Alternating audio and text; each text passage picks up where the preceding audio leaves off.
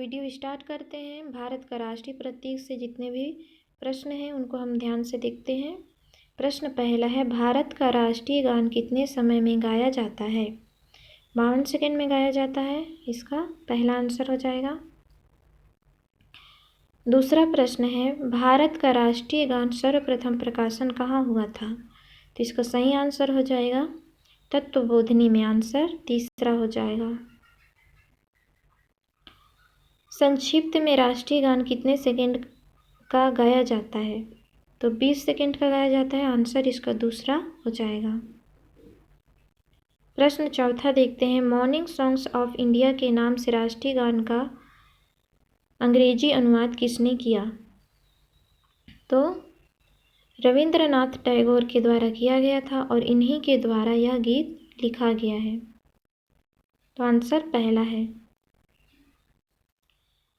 प्रश्न पांचवा, राष्ट्रीय गीत की रचना की गई थी।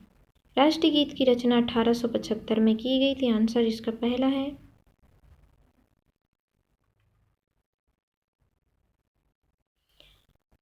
प्रश्न छठवा, राष्ट्रीय गीत कोलकाता के कांग्रेस अधिवेशन में सर्वप्रथम कब गाया गया था? तो इसका सही आंसर हो जाएगा 1896 में। आंसर दूसरा। हमें यहाँ ध्यान देना है कि राष्ट्रीय गीत के बारे में बोला जा रहा है। राष्ट्रीय गीत को संविधान सभा में सर्वप्रथम कब अपनाया गया था? तो राष्ट्रीय गीत के बारे में बोला जा रहा है। तो राष्ट्रीय गीत को 24 जनवरी 1950 को। आंसर इसका पहला हो जाएगा। राष्ट्रीय पंचांग संघ संवत का पहला माह व अंतिम माह कौन सा है? तो इसका पहला माह चैत्र है और अंतिम माह फाल्गुन है। तो आंसर हमारा हो जाएगा पहला। राष्ट्रीय पंचांग के रूप में संघ संवत को अपनाया गया था। तो संघ संवत को कब अपनाया गया था? 22 मार्च 1957। आंसर इसका दूसरा हो जाएगा। 10वां प्रश्न है, अशोक के वाराणसी स्थित सारनाथ स्तंभ से लिया गया है। तो क्या लिया गया है?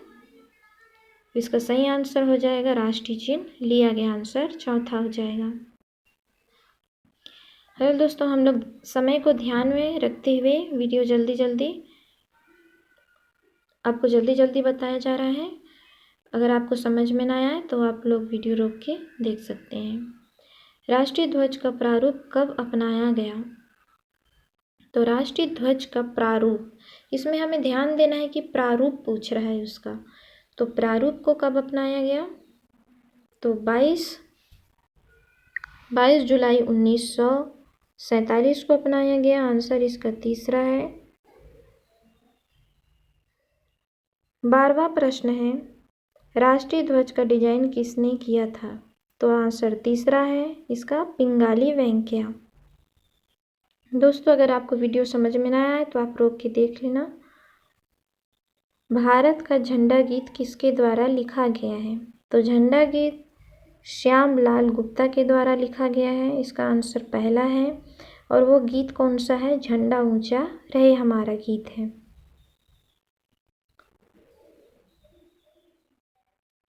प्रश्न 14वां, राष्ट्रीय चिन्ह सारनाथ स्तंभ में मूलतः पीठ सटाए कितने सिंह अंकित हैं? जो हमारा राष्ट्रीय चिन्ह है उसमें कितने सिंह अंकित हैं और उस पीठ सटाए हुए? तो 4 सिंह अंकित हैं। और वैसे हमें कितने सिंह दिखाई देते हैं? तो हमें 3 सिंह दिखाई देते हैं। इसका आंसर पहला है। राष्ट्रीय चिन्ह में कौन कौन से पशु अंकित किए गए हैं? तो इसका सही आंसर हो जाएगा चौथा, घोड़ा सांड सिंह। आंसर इसका चौथा है। 16वां प्रश्न है, राष्ट्रीय गीत वंदे मातरम गाया जाता है। तो राष्ट्रीय गीत, यहाँ ध्यान देना है, राष्ट्रीय गीत को कहा जा रहा है तो 65 सेकंड का गाया जाता है। आंसर इसका दूसरा है।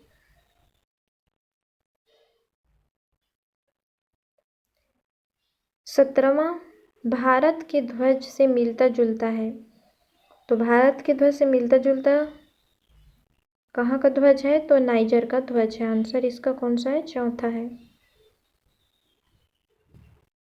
भारत का राष्ट्रीय पशु बाघ का अन्य नाम है, तो इसका वैज्ञानिक नाम क्या है? Panthera tigris लिनायस। आंसर इसका पहला है। 19वां प्रश्न आ गया, भारत का राष्ट्रीय पशु बाघ को कब घोषित किया गया? तो बाघ को राष्ट्रीय पशु के रूप में घोषित कब किया गया? तो 1973 में। चौथा इसका आंसर है। भारत का राष्ट्रीय जलीय जंतु कौन सी है? तो डॉल्फिन है। आंसर इसका दूसरा है। भारत की राष्ट्रीय ध्वज की चौड़ाई लंबाई का अनुपात कितना है? तो 2:3 है। आंसर इसका तीसरा है।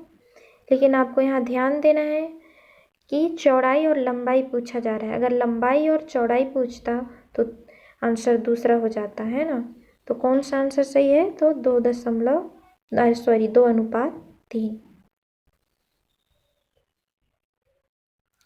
22वां प्रश्न है, राष्ट्रीय चिन्ह में नीचे दाएं ओर किस पशु का प्रतीक है? जो हमारा राष्ट्रीय चिन्ह है उसके दाएं ओर कौन सा पशु है? तो कौन सा पशु है? तो आंसर इसका पहला आ जाएगा, सांड। अशोक चक्र किस रंग में अंकित है? तो नेवी ब्लू में है। आंसर इसका दूसरा हो जाएगा। यहाँ ध्यान देना दोस्तों, ब्लू को टिक मत लगा देना, नहीं तो आंसर गलत हो जाएगा। कौन सी है? नेवी ब्लू है। 24वां प्रश्न है, कोलकाता के कांग्रेस अधिवेशन में राष्ट्रीय गीत को सर्वप्रथम किसके द्वारा गाया गया था? तो राष्ट्रीय गीत को रविंद्रनाथ टैगोर के द्वारा गाया गया था। आंसर इसका चौथा है। लेकिन राष्ट्रीय गीत को किसने लिखा था? बंकिम चटर्जी ने लिखा था। इसको आप देख लीजिएगा। दोस्तों सभी क्वेश्चन एकदम इम्पोर्टेंट है और इससे रिलेटेड ही पेपर में पूछे जाते हैं, तो आप इन्हें ध्यान से देखिएगा। 25वां प्रश्न है, पर्यावरण वन मंत्रालय के द्वारा जलीय जंतु डॉल्फिन को कब अधिसूचित किया गया? तो 18 मई 2010 को दूसरा आंसर है। यहाँ ध्यान देना है दोस्तों कि वन मंडल के द्वारा पूछा जा रहा है। 26वां प्रश्न हमारा आ गया, भारत सरकार द्वारा मोर को राष्ट्रीय ध्वज कब घोषित किया गया? तो मोर को राष्ट्रीय पक्षी के रूप में कब घोषित किया गया है? तो चौथा आंसर हो जाएगा 26 जनवरी 1963 को। सारे क्वेश्चन इंपॉर्टेंट है दोस्तों, ध्यान से देखिएगा। 5 अक्टूबर 2009 को प्रधानमंत्री मनमोहन सिंह द्वारा जलीय जंतु घोषित किया गया। तो हम इससे पहले देख लिए थे कि किसको किया गया था? डॉल्फिन को किया गया था। लेकिन यहाँ सबसे इम्पोर्टेंट है कि 5 अक्टूबर 2009 को इसको घोषित किया गया है और उस समय प्रधानमंत्री मनमोहन सिंह थे और मनमोहन सिंह के द्वारा इसे घोषित किया गया है। 28वां प्रश्न देखिए, स्वतंत्रता उपरांत वर्तमान प्रारूप के ध्वज को सर्वप्रथम संसद भवन में कब फहराया गया? तो यहाँ आपको ध्यान देना है कि स्वतंत्रता उपरांत पूछा जा रहा है, तो 1947 को होगा। आंसर इसका चौथा हो जाएगा। राष्ट्रीय पंचांग शक संवत को कब अपनाया गया? तो 78 AD को अपनाया गया। आंसर इसका पहला हो जाएगा।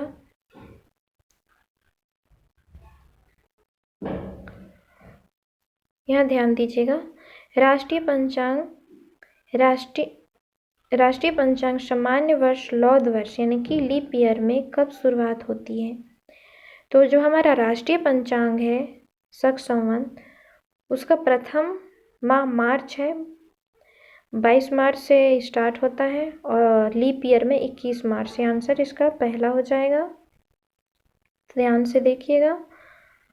और उसके बाद 31वां प्रश्न है, भारत का राष्ट्रीय मुद्रा प्रतीक किसके द्वारा डिजाइन किया गया है? जो हमारा राष्ट्रीय मुद्रा है दोस्तों, वो उदय कुमार के द्वारा डिजाइन किया गया है, डी उदय कुमार के द्वारा। आंसर इसका पहला है।